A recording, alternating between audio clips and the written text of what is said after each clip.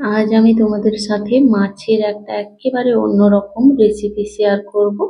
রোজ রোজ মাছের ঝোল বা ঝাল খেতে না ভালো লাগলে এই রেসিপিটা তোমরা বানিয়ে দেখতে পারো। খুবই সুন্দর লাগে, একেবারে অল্প সময়ে তৈরি হয়ে যায়, একেবারে অন্যরকম স্বাদের একটা রেসিপি। তার জন্য দেখো, মাছটাতে আমি প্রথমে নুন হলুদ ও কিছুটা পরিমাণ শুকনো লঙ্কার গুঁড়ো মাখিয়ে রেখে দিলাম। এদিকে আমি একটা ফ্রাইং প্যানে একেবারে অল্প পরিমাণ তেল নিয়ে কিছুটা পরিমাণ গোটা জিরে, গোটা ধনে ও কিছুটা শুকনো লঙ্কা দিয়ে দিলাম। এবার ওরই মধ্যে কিছুটা আদা, রসুন, টমেটো ও একেবারে অল্প পরিমাণ আমি তেঁতুল দিয়ে ভালোভাবে ওটাকে নেড়ে চেড়ে নরম করে ভেজে ওটাকে আমি একটা পেস্ট বানিয়ে নেব। এর স্বাদটা কিন্তু একেবারে অন্যরকম হয়, তোমরা একবার বানিয়ে দেখবে। দেখো, আমি এটাকে কিছুক্ষণ রেখে এটা ঠান্ডা করে তারপরে এটার একটা পেস্ট বানিয়ে নেব। এদিকে ওই ফ্রাইং প্যানের মধ্যে আবারও কিছুটা পরিমাণ আমি সর্ষের তেল দিয়ে মাছটাকে আমরা হালকাভাবে ভেজে নেব।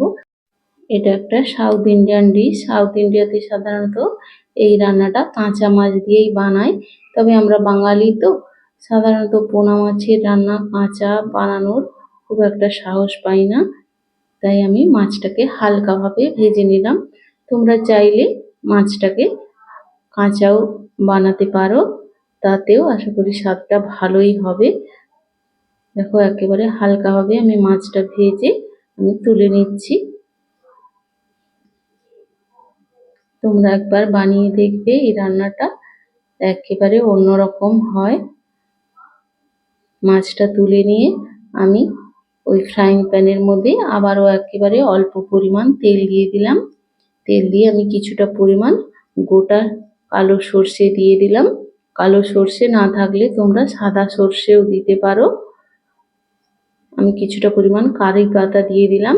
কারি পাতাটাকে একেবারে ভালোভাবে মুচমুচে করে ভেজে নেব। ভাজা হয়ে গেলে আগের থেকে যে পেস্টটা বানিয়ে রেখেছিলাম ওটা দিয়ে দেব। দিয়ে কিছুক্ষণ মশলাটাকে কষিয়ে নিতে হবে। এর টেস্টটা কিন্তু খুবই ভালো হয় তেঁতুলটা দেওয়ার জন্য। টক টক ঝাল ঝাল একটা টেস্ট আসে রান্নাটার। দেখো, কষানো হয়ে গেছে। আমি পরিমাণ মতো হলুদের গুঁড়ো দিয়ে দিলাম।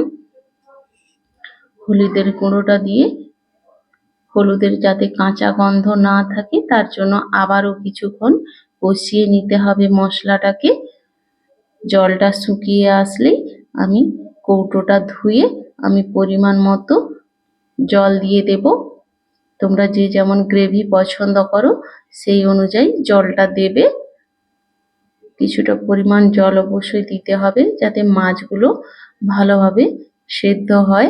আমি মাছটা খুব ভাজিনি, তাই মাছটাকে ঝোলের মধ্যে ভালোভাবে সেদ্ধ করার জন্য বেশ খানিকটা জল দিয়ে দিলাম।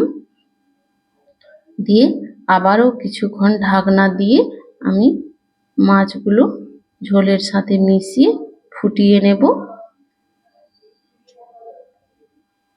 তার জন্য ঢাকনাটা দিয়ে দিলাম। দেখো, ঢাকনাটা খুলে আমি কিছুটা পরিমাণ লবণ দিয়ে দিলাম। আমি লবণ মশলাতে অল্প পরিমাণ দিয়েছিলাম, তাই এখানেও আমি অল্প পরিমাণ লবণ দিলাম। আবারও ঢাকনা দিয়ে কিছুক্ষণ ফুটিয়ে নিলাম। এভাবেই রেডি হয়ে গেল আমার রান্নাটা। দেখো, আমি গ্যাসের ফ্লেম অফ করে দিয়েছি। ভিডিওটা ভালো লাগলে অবশ্যই লাইক, কমেন্ট, শেয়ার করবে। কমেন্টে জানাবে কেমন লাগলো। শেষ পর্যন্ত দেখার জন্য অসংখ্য ধন্যবাদ।